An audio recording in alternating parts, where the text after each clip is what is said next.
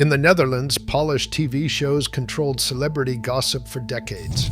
Then two guys with no sponsors launched RoddelPraat, a YouTube show so unfiltered it got them sued, demonetized, and one host arrested. Somehow it only made them bigger. RoddelPraat began as a side project, not a polished TV experiment. On March 31, 2020, Dennis Schouten, well known for his brash interviews on PowNed, a Dutch broadcaster famous for its rebellious news coverage, uploaded the first episode to his YouTube channel. The show's formula was simple: two presenters, a camera, and a stream of unfiltered commentary about Dutch celebrities, or BN'ers as they're called in the Netherlands. Schouten's vision was clear from the start.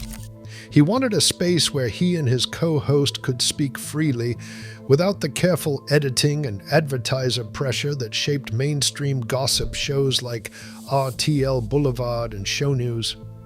His first partner was Mark Banders, nicknamed Slijptol, also a reporter at PowNed. Both men were still under contract with the broadcaster, but RoddelPraat was never officially sanctioned by PowNed. That blurry line quickly turned into a problem. PowNed's management worried the show looked too much like their own product, and Banders, who worked for PowNed as a freelancer, was told he couldn't continue without risking his only steady income. After just 2 episodes, Banders stepped away. As he later put it, "I had to quit because I was a freelancer and PowNed was my only employer."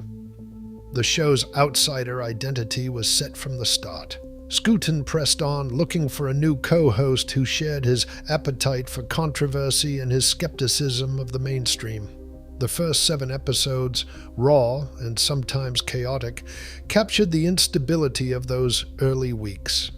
But the decision to operate outside traditional media without a safety net would shape everything that followed. Jan Roos entered the picture in spring 2020, bringing a sharper edge and a new kind of chemistry. Roos, a former columnist and radio host known for blunt opinions, quickly found common ground with Dennis Schouten. Their banter was fast, irreverent, and sometimes deliberately provocative. It was a clear break from the safe, polished tone of Dutch TV gossip shows like RTL Boulevard and Show News.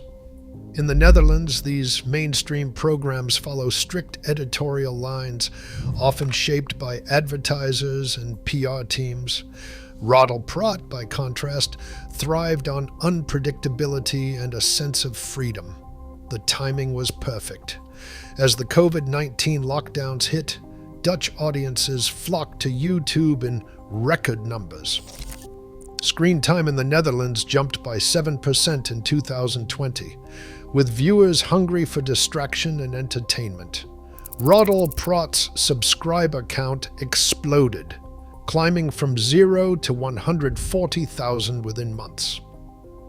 The hosts leaned into their outsider status, mocking the media establishment and poking fun at the carefully managed images of local celebrities, known as BN'ers, short for Bekende Nederlanders.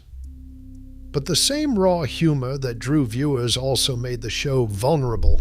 In May 2020, Roos made a controversial remark about Nikki Tutorials, a prominent transgender influencer. The backlash was immediate. Social media erupted. All 7 episodes disappeared from YouTube overnight. For the first time, RoddelPraat's rapid rise collided with the reality of public outrage, leaving the future of the show hanging in the balance. Legal disputes became a regular feature of RoddelPraat's story. In March 2022, Dutch pop artist Famke Louise took the show to court over claims made in an episode, accusing the hosts of slander and invasion of privacy. The Amsterdam court sided with Famke Louise, ordering RoddelPraat to remove the offending episode and publish a correction. The financial fallout was immediate. The court imposed €27,000 in costs. To cover the bill, RoddelPraat launched a crowdfunding campaign. Within just 24 hours, supporters donated the full amount, demonstrating how controversy could rally the show's audience as much as it threatened its existence. Legal trouble did not stop there. Media mogul John de Mol, a household name in the Netherlands, sued after the hosts accused him of bribery in his son's legal case. The court found the claims unsubstantiated, and RoddelPraat was ordered to pay 5,000 euros in damages. Meanwhile, Jan Roos himself faced a criminal investigation in 2024 for alleged incitement during a segment about a local festival. After a year-long process, he was acquitted in November 2025, but the legal bills and public scrutiny kept piling up. Each lawsuit brought headlines and fresh waves of attention, but also mounting costs that would soon force a rethink of how the show stayed afloat. When YouTube flagged RoddelPraat's content as too risky for advertisers, the show's main source of revenue dried up almost overnight. Instead of watering down their jokes or steering clear of controversy, Dennis Schouten and Jan Roos doubled down on their independence. They turned to BackMe, a Dutch crowdfunding platform inviting viewers to support the show directly. For as little as €6 a month, fans could unlock bonus content and keep the main episodes free from outside influence. The response was immediate. Thousands signed up, and recurring donations soon outpaced what the show had once earned from ads. This financial pivot did not just pay legal bills. It allowed the host to ignore the usual pressures from sponsors or network bosses. The trade-off was clear: editorial freedom in exchange for direct accountability to their audience. Compared to mainstream Dutch gossip shows like RTL Boulevard and Shownews, which rely on advertisers and carefully managed PR relationships, RoddelPraat's business model felt radical.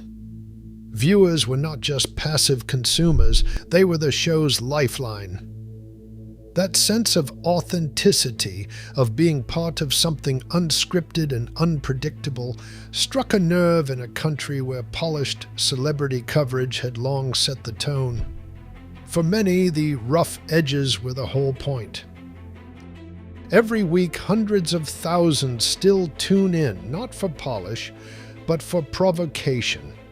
In a media landscape chasing authenticity, RoddelPraat proves controversy isn't a bug. It is the feature. What do you think?